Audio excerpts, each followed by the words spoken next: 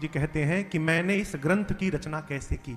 ये जो ग्रंथ गोस्वामी जी लिखे कालजयी रचना, कहते हैं नाना पुराण निगमागम सम्मतम यद रामायणे निगदितम क्वचिदन्यतो स्वान्तः सुखाय तुलसे रघुनाथ गाथा भाषा निबंध मतिमन जुलमातनो। गोस्वामी जी कहते हैं नाना पुराण, 18 पुराण हैं। कितने? 18। कितने पुराण है बच्चों? 18 पुराण है। 18 समझ में आ रहा है ना? 18 ये भी समस्या है आजकल। हाँ। हिंदी के गिनती याद ही नहीं किसी को। देखिए, दुनिया की सब भाषा सीखिए, लेकिन अपनी मातृभाषा को भी सीखने का प्रयास करिए। क्यों? आपको एक बड़ी सूक्ष्म बात निवेदन करता हूं। यहां बुंदेलखंडी भी लोग हैं, छत्तीसगढ़ी भी हैं, बंगाली भी हैं, उत्तराखंड से भी हैं, बिहार के भी हैं, उत्तर प्रदेश के भी हैं। आदमी दुनिया की सब भाषा जब बोलने लगता है, लेकिन जब रोता है ना, तो वो अपनी मातृभाषा में रोता है। बंगाली जब रोना शुरू करेगा तो वो माय गॉड नहीं बोलेगा, वो मागो मागो बोलेगा। बिहार के रहने वाले जब रोते हैं तो माई रे कहेंगे। क्यों? दुख में अपनी मां ही याद आती है, हो बाहर की मम्मी याद आने वाली नहीं है। अपनी मातृभाषा विपत्ति में याद आती है। सीखना चाहिए मनुष्य को, बहुत भाषाएं सीखनी चाहिए। आप जितनी भाषाओं की जानकारी रखेंगे उतने अधिक लोगों तक आप पहुंच सकते हैं। लेकिन नए को जानने का अर्थ ये नहीं है कि पुराने को भूल जाना। ये विकास नहीं है माई बाप, ये विनाश है। इसलिए अपनी जो संस्कृति है, अपनी जो भाषा है, उसको जानने का प्रयास करिए। हिंदी सीखिए, ककहरा सीखिए, क ख ग घ सीखिए। प्राउड करिए कि हम भारतीय हैं और हम हिंदी बोलते हैं। अकारण अंग्रेजी ना बोलना जाए। ये तो इतनी बड़ी समस्या है, जिसको देखो अंग्रेजी बोले जा रहा बिना मतलब में। अरे जहां आवश्यकता है वहां बोलो भाई। हाँ, घर ही में कहे क्यों? कोई अन्यथा ना लीजिएगा। अपनी भाषा का सम्मान यदि हम नहीं करेंगे तो हमसे बड़ा अभागा दूसरा कोई नहीं हो सकता संसार में। जितने विकासशील देश हैं, विकसित देश हैं, विकासशील नहीं विकसित। चाइना में जाइए, उनकी अपनी भाषा में पढ़ाई होती है। जापान में जाइए, उनकी अपनी भाषा में पढ़ाई होती है। हम उधार की भाषा रटे जा रहे हैं। क्यों रटे जा रहे हैं कुछ नहीं मालूम। 18 पुराण हैं। कितने पुराण हैं? 18। 4 वेद हैं। कितने वेद हैं? 4। 18 पुराण, 4 वेद, 6 शास्त्र, और इसके बाद जितने रामायण। रामायण कितने? 100 करोड़ से ऊपर। कितने रामायण हैं? 100 करोड़ से ऊपर। रामायण शतकोटि अपार। अब आप कहोगे महाराज इतने रामायण कैसे हो गए? एकदम सिंपल इसका उदाहरण देता हूं। यहां हॉल में कितने लोग बैठे हैं? गेस, अनुमान लगाइए। 300, 400, 300 लोग होंगे। 500 लोग हैं, ठीक है, मान लिए 500 है। 500 लोग हैं। कथा के बाद हॉल से बाहर निकलेंगे, पूछा जाएगा कि आज आपने क्या सुना। 500 लोग क्या एक ही तरह का उत्तर देंगे? कहिए। नहीं, सबके उत्तर अलग अलग होंगे। सुने एक ही जगह, एक ही बात सुने, लेकिन सबके उत्तर अलग अलग हो जाएंगे। क्यों? जिसकी जितनी मति है, जितनी चेतना है, और जो जितना समझ पाया है, वो उतना ही बताएगा। उसी प्रकार भगवान के साथ जितने लोग लीला में लगे रहे, जितने बानर, जितने मुनि, कोल, भील, सबने एक एक राम कथा की रचना की, एक एक रामायण सबने लिखी, और इसलिए रामायण की संख्या 100 करोड़ से ऊपर हो गई।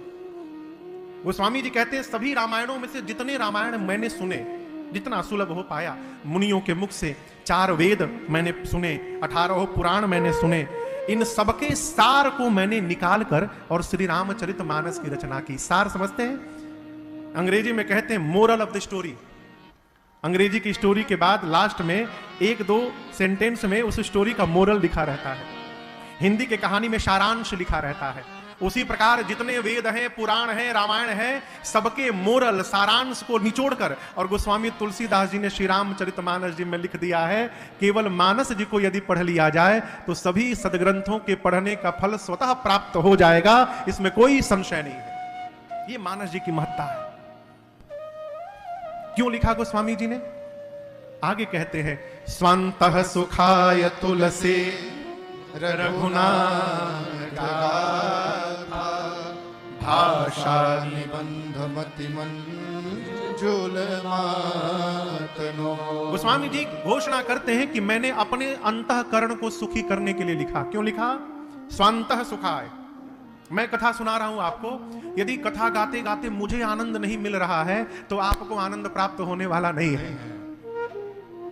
मैं अपने को पहले आनंदित कर रहा हूं तब मैं सुना पा रहा हूं। आप तो बहुत सारे लोग हैं, मैंने जीवन में एक कथा ऐसी भी की है कि मैं कमरे से फोन करके पूछता था इन लोगों से, बाबू 2-3 लोग आ गए हैं, बहुत बड़ा हॉल दिल्ली में, 2013 की बात है। कितने लोग? 2-3 लोग। बोला हम महाराज जी 3-4 लोग आ गए हैं। हम कहते ठीक है मैं पहुंच रहा हूं।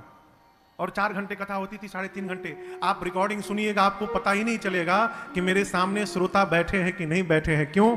आप भले ना बैठे हो, यहां रघुनाथ जी, यहां शंकर जी परिवार के साथ, और यहां हनुमान जी महाराज बैठ के कथा सुन रहे। गोस्वामी जी कहते हैं स्वांतः सुखाय तुलसी रघुनाथ गाथा। जीवन में कार्य करिए तो पहले अपने को सुखी करिए। आप जो देखिए, दुखी व्यक्ति समाज को सुख नहीं दे सकता। दुखी व्यक्ति समाज को सुख देने वाला, अपने को सुखी करिए। महाराज श्री बहुत पहले कहे थे, राजन पहले अपने को व्यवस्थित कर लेना, फिर घर में कोई सलाह देना। क्यों? जो आदमी स्वयं में स्टेबल नहीं है उसकी बात का परिवार पर कोई असर पड़ने वाला नहीं है। तुम व्यवस्थित हो जाओगे तो तुमसे पूछ पूछ कर घर वाले व्यवहार करेंगे। इसलिए पहले खुद को व्यवस्थित करो, अपने आप को स्टेबल करिए। Make your self stable. अपने आप को व्यवस्थित करिए, अपने आप को प्रसन्न करिए, अपने आप को शांत करिए, अपने आप को आनंदित करिए, अपने आप को खुशी करिए। जब आप आनंद में होंगे तो आपके आनंद से आपका पूरा परिवार आनंद में उतर जाएगा। पहले अपने को आनंद में लाइए। तो स्वामी जी कहते स्वांतः सुखाय तुलसी रघुनाथ गाथा। मैं अपने अंतःकरण के सुख के लिए कथा गा रहा हूं। ये 7 श्लोक हैं बालकांड के प्रारंभ में। लोग कहते हैं महाराज 7 ही श्लोक क्यों लिखे? कई कई गणना है, 7 कांड हैं, इसलिए लगता है गोस्वामी जी ने 7 श्लोक लिख दिए। 7 श्लोक लिखने के बाद पंच देव उपासना में 5 सोरठे लिखे गोस्वामी जी ने। फिर गुरु चरण वंदना से प्रारंभ किए, ब्राह्मणों की वंदना किए, संत समाज की वंदना किए। गोस्वामी जी ने दुष्टों की भी वंदना की। किसकी वंदना की? दुष्टों की भी वंदना की। क्यों? देखिए, आप अपना कार्य करिए, सबको ठीक मत करिए, अपने ठीक रहिए। कई लोग कहते हैं महाराज आप बहुत बढ़िया काम कर रहे हैं समाज सुधारने का, नई पीढ़ी कथा से जुड़ने लगी है। मैंने एक जगह कहा भैया क्षमा करिएगा, मैं किसी को सुधारने के लिए कथा नहीं गाता हूं। मैं आपको स्पष्ट कर दूं, मैं किसी को भी सुधारने के लिए कथा नहीं गाता हूं। कहीं मैं न बिगड़ जाऊं इसके लिए कथा गाता रहता हूं। कथा गाता रहूंगा तो तनिक भी तो कथा का प्रभाव जीवन में पड़ेगा हो। कथा सुन के जिसको सुधरना होगा अपने आप सुधर जाएगा। गोस्वामी जी कहते हैं सिया राम मैं सब जग जानी। जो साधु हैं, असाधु हैं, दुष्ट हैं, सज्जन हैं, सबके भीतर गोस्वामी जी को श्री सीताराम जी का दर्शन हो रहा है। इसलिए करऊं प्रणाम जोरी जुग पानी। सबको गोस्वामी जी ने वंदन किया, भगवान के नाम को वंदन किया। किसको? भगवान के नाम को। देखिए, हम और आप जहां जी रहे हैं, कहां? कलयुग में। 4 युग हैं। कितने युग हैं? नाम याद है आप लोग को? बताओ बताओ बताओ। पहला युग बताओ। नहीं, बच्चों से पूछ रहा हूं, घबराओ मत। सतयुग, दूसरा त्रेता, तीसरा द्वापर और चौथा कलयुग। ठीक, 4 युग में से हम और आप कलयुग में जन्म लिए हैं। लोग कहते हैं कलयुग बहुत खराब युग है। क्यों खराब है भाई? क्यों खराब है? अच्छा, सतयुग बहुत अच्छा था, उससे हमारा आपका क्या फायदा है? क्या हम लोग सतयुग में पहुंच जाएंगे? दूसरे की कोठी यदि 10 करोड़ की हो, उससे हमको क्या प्रॉफिट है, क्या लाभ है? उसकी कोठी तो उसके काम आएगी ना। हमारे लिए तो झोपड़ी ही कोठी के बराबर है हो। जो हमको रात्रि में विश्राम करने का स्थान प्रदान करती है, वो घर सबसे अच्छा है। और क्षमा करिएगा, माता जी लोगों को पूरी दुनिया घुमा दीजिए, 5 स्टार में नहीं 7 स्टार होटल में रख दीजिए, घुमाइए, वर्ल्ड टूर कराइए। जब 1 महीना घूमने के बाद घर में पहुंचती हैं माता जी लोग, अब बिस्तर पे जाती हैं, कहती हैं अब जाके सुकून मिला। अरे 7 स्टार होटल में सुकून नहीं मिला, कहां कहां घुमा दिए, सुकून नहीं मिला, सही में नहीं मिला। क्यों? जो अपना होता है ना वही सुकून भी दे सकता है, उधार से सुकून प्राप्त होने वाला नहीं है। यही तो समझना है, यही समझना है माई बाप की सुकून यदि चाहते हैं तो जो अपना है वही सुकून देगा। उधार वाला और भाड़े वाला सुकून देने वाला नहीं है।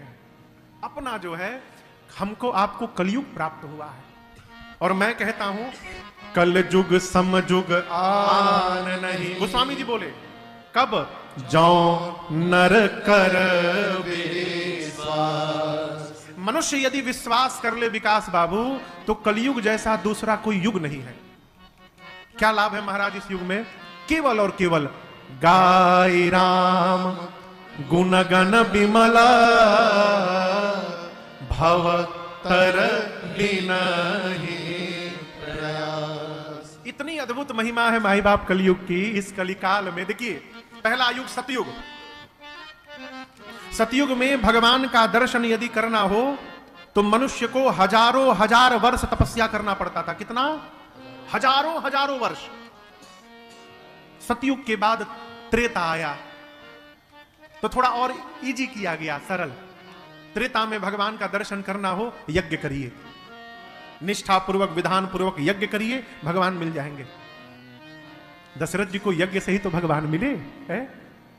त्रेता के बाद द्वापर हुआ और हल्का किया गया। द्वापर में यज्ञ से भी नहीं, तपस्या से भी नहीं, पूजा करके भगवान को प्राप्त कर लीजिए, ठीक ना। जब कलयुग आया तो कलयुग का जीव और आलसी हो गया। कलयुग का जीव न यज्ञ कर सकता है, न पूजा कर सकता है, न तपस्या कर सकता है। यज्ञ करने जाएगा, पैंट पहन के स्वाहा स्वाहा किए पड़ा है, न हाथ धोया, न पांव धोया, न मुंह धोया, जहां से आया स्वाहा। आदमी व्रत करता है, क्षमा करिएगा, एक आदमी रात को एकादशी व्रत किया एक दिन, और उसी दिन रात को 1 बजे समोसा खा रहा था। मैंने पूछा भैया आप तो एकादशी व्रत की, एकादशी खत्म? 12 बज गया, एकादशी खत्म, समोसा खाने का टाइम हो गया। 12 बजे रेलवे का टाइम टेबल बदलता है हो, अपने सनातन धर्म का समय सूर्योदय के बाद बदलता है।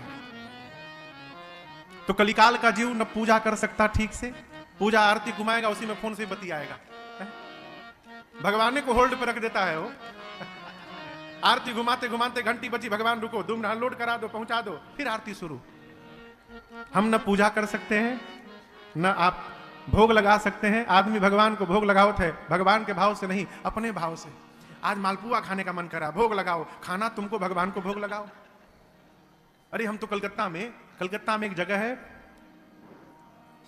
कौन जगह है वो, उलवा से उतरते जहां पंचमुखी हनुमान जी हैं, राजा कटरा में एक पंचमुखी हनुमान जी का मंदिर है, हावड़ा ब्रिज के बगल में।